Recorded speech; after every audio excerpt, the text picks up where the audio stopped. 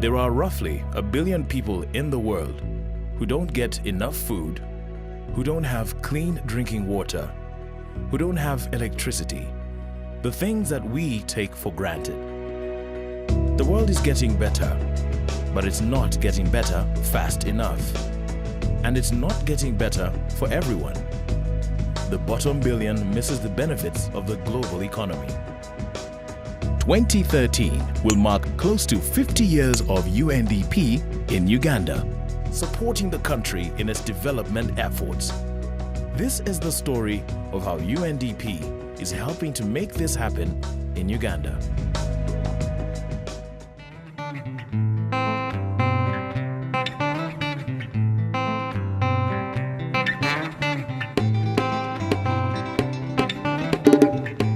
Good evening, dear listener. You're still tuned to Nena FM. We've been telling you all along that we shall be having Madam Speaker in the studio.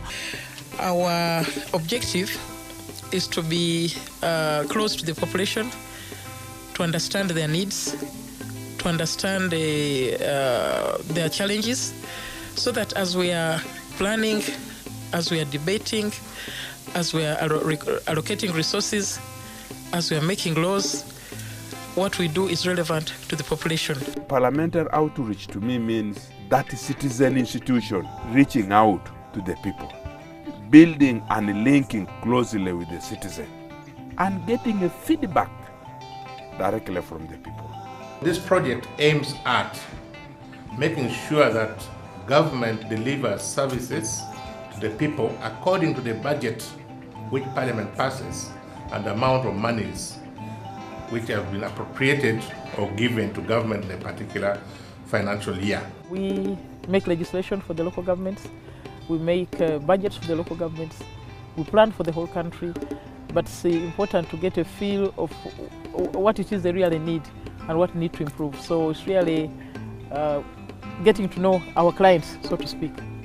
So this workshop is so enriching because we have come out with resolutions on some of the issues that have been neglected for quite a long time.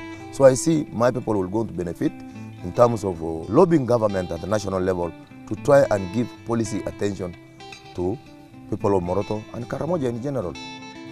The key milestones has been the whole aspect of taking Parliament to the public and also enabling an interface between the national parliament and the district local parliaments. We also work very closely with the Ministry of Local Government in implementing programs that are aimed at strengthening the capacity of local government administration across the country by looking at their development planning, their budgeting, and their ability to deliver services.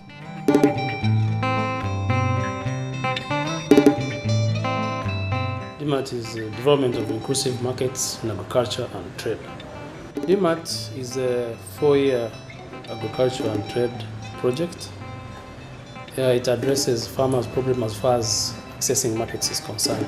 The project strategy to addressing these challenges is to create linkages between these farmers, particularly their produce organizations, with buyers on the one hand, and also the same linkages with those who support them in terms of services and access to inputs that they need.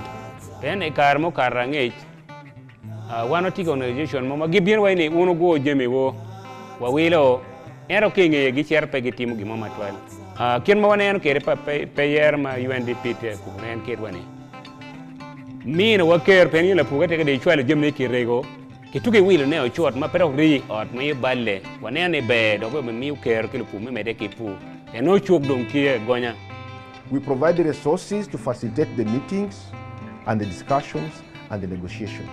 And we also provide support for ensuring that the linkages work in terms of the quality assurance, in terms of other capacity gaps that might be identified between a particular linkage. So that we are only a catalyst for a short time, and then when we step out, they can continue on that trajectory. The purpose of the program is to ensure that the farmer is integrated fully into the value chain for the maximum benefit of what he produces.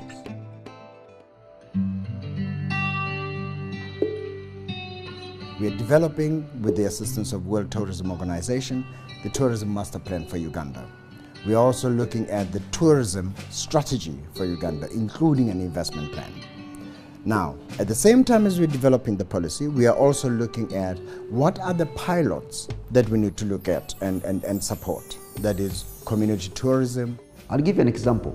You'll find that hotels are not in every part of the country. But for example, if we approach it from the perspective of a homestay, where you find that you have got local communities accommodating a tourist.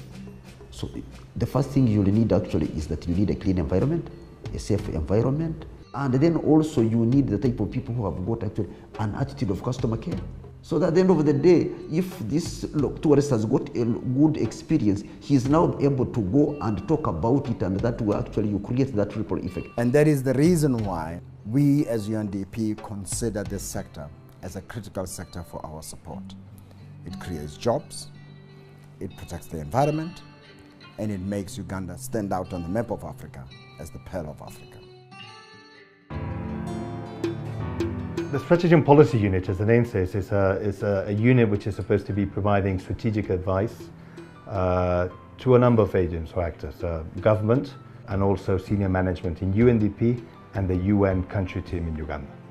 Perhaps one of the most interesting pieces of work we are currently involved in is this capacity development project with the Ministry of Finance to bring to Uganda this tool, this modeling tool that allows to do very sophisticated analysis of the links between the economy, between society and the environment.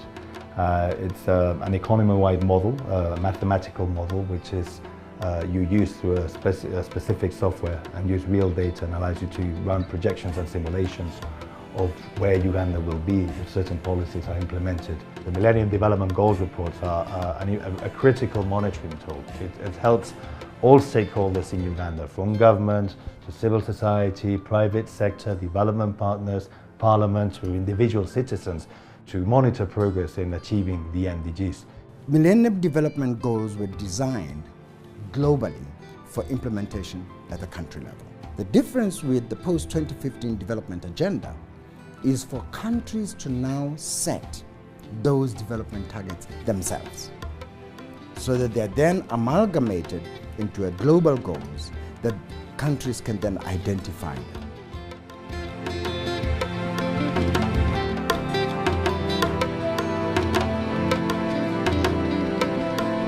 Basically, Karamoja has been of importance to UNDP because of the issue of peace. This area has been dealing in cattle raiding. There's been a lot of conflicts within the region as a result of sharing resources, scarce resources in terms of cattle. And because of that scarcity, communities have developed conflicts amongst themselves. And because of that, peace has been jeopardized. So UNDP has come in basically to deal with the causes of a lack of peace in the region. Lopusuk Quarrying Group, formed to give cattle rustlers an alternative way of life through quarrying.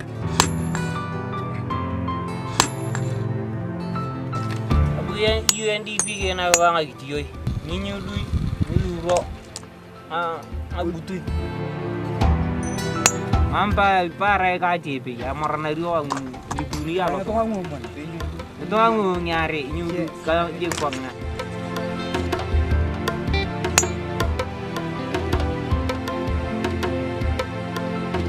With the money accumulated through quarrying, the group has been able to extend loans to its members, which can be used to buy livestock, replacing cattle rustling.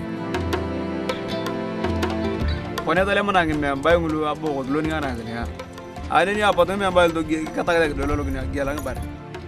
the end of 2012, we had close to 112 groups with close to 120 million saved. Poverty is one cause that, one reason that people get into conflict. So basically UNDP dealt with the causes and helped the youth groups get ways and means of earning a living and being at peace.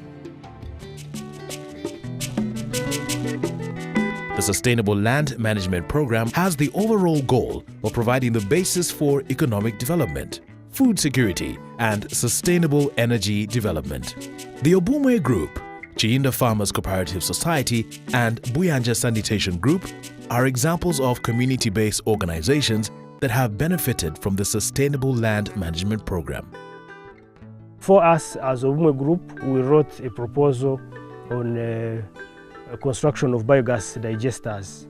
Where I'm standing right now is the digester, the biogas digester.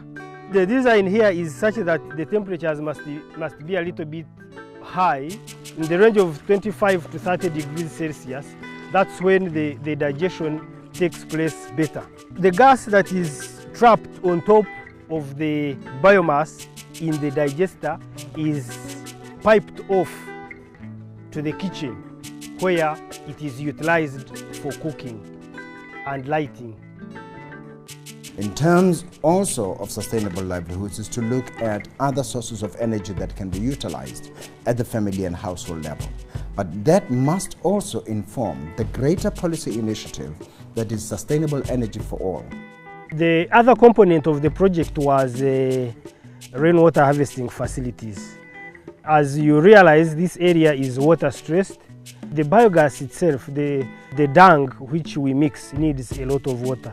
So water is a must in order to have this project running. Nkaniza kutaha amaizi kandi tinyine mani ntwe murwire bakanshemeza ngaruka nza kushenya abana tubariho amaisho muyikaguza munteka muyikaguza mumaisho gafwa hata amaizi ningatahira aha kisasi ninteka ninyetekera ka chai ninteka kwibyo kurya. When farmers learn to recycle nutrients, when you feed the cow with grass, but use the dung to generate power as a source of energy for you to cook, it means you save the forest, which you are going to use when you are cooking, but also reduce the amount of gases that would be produced from your deforestation activities, and also you have a cleaner environment to cook in, so you have healthier people. Sustainable land management is also about how you use the small piece of land that you have to produce continuously. UNDP's programs on sustainable land management have targeted to see that land becomes more productive, sustains its productivity even during drought. Conservation agriculture has been very successful in these communities which are in the dryland areas in terms of increasing the yield and also being able to maintain soil fertility and water within those dry areas.